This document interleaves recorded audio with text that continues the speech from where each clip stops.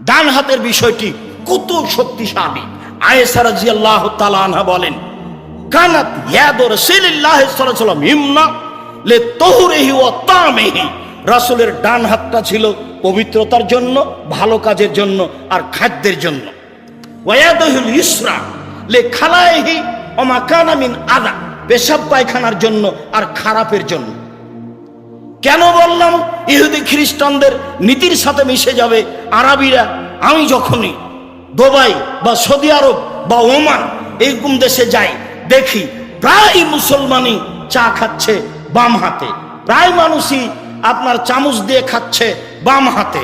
বিমানে মহিলাগুলি হাত দিয়ে যা দিচ্ছে তা বাম হাতে দিচ্ছে, ডান হাতে দেওয়াটা ভুলে গেল। খাওয়া যেমন ভুলে গেল ডান হাত দিয়ে, তেমন মানুষকে দেওয়া ভুলে গেল ডান হাত দিয়ে। বলবে আল্লাহরই তো দুইটাই হাত দেওয়া, ডান হাতও আল্লাহর দেওয়া, বাম হাতও আল্লাহর দেওয়া। তাহলে মুহাম্মদ সাল্লাল্লাহু আলাইহি সাল্লাম আবার কে? মুহাম্মদ সাল্লাল্লাহু আলাইহি সাল্লামকে আর দিয়ে কি হবে? আয়েশা রাদিয়াল্লাহু তাআলা আনহা বলেন, কানাতান নবী সাল্লাল্লাহু আলাইহি সাল্লাম ইউহিব্বুত তায়াম্মুনা ফি শানি কুল্লিহি। আল্লাহ রাসূল সব কিছুকে ডান থেকে ভালোবাসতেন।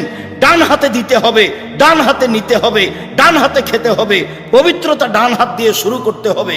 হাতাত ফি তাহুরিহি ওয়া তানাউলিহি ওয়া তারাজ্জুলিহি, পবিত্রতা ডান হাত দিয়ে শুরু করতে হবে। মাথার চুল চিরুনি করলে ডান দিক থেকে শুরু করতে হবে। জুতা স্যান্ডেল পরলে ডান পায়েটা পরতে হবে। হাদিস বুখারী মুসলিম। আব্দুর রহিম মিশরে ফিলিস্তিনিদের গাজাবাসীদের খাওয়ার ব্যবস্থা করেছে। তারা একেবারে অরিজিনাল আরবি। সব নবীর থাকার জায়গা হচ্ছে ফিলিস্তিন, জেরুজালেম, বাইতুল মুকাদ্দাস, গাজা। এখানে সব নবীর থাকার জায়গা, প্রায় সব নবীরই কবর এখানে। এখন জিনিস বিতরণ করছি সাহায্যকারী হিসাবে, অনেক মহিলা পুরুষ এসেছে। যখন আমি দিলাম বাম হাত দিয়ে নিল, দেওয়া বন্ধ করে 5 মিনিটের একটা বক্তব্য দিলাম। তাতে বুঝলাম আমি কোরআন হাদিস যা বুঝেছি তারা তার চেয়ে বেশি বুঝলো। একবারে ঝকঝকে করে, টকটকা করে, দিনের মতো বুঝলো। বলছে যে হ্যাঁ, এটাই তো মুহাম্মদ সাল্লাল্লাহু আলাইহি সাল্লাম বলেছেন। এবার যখন আবার দেওয়া শুরু করলাম, তখন বাম হাত দিয়ে নিল। বলেন তো কেন? মানুষ অভ্যাসের দাস। বুঝেছে কথা ঠিক, যে আমলে আনতে পারে না। আমল তো কাজ করছে সবসময় বাম হাত। পেশাবে বাম হাত, পায়খানায় বাম হাত, খাওয়াতে বাম হাত, দেওয়াতে বাম হাত, সবকিছু তো বাম হাত। মানুষ এখন পশুর মতো হয়ে গেছে।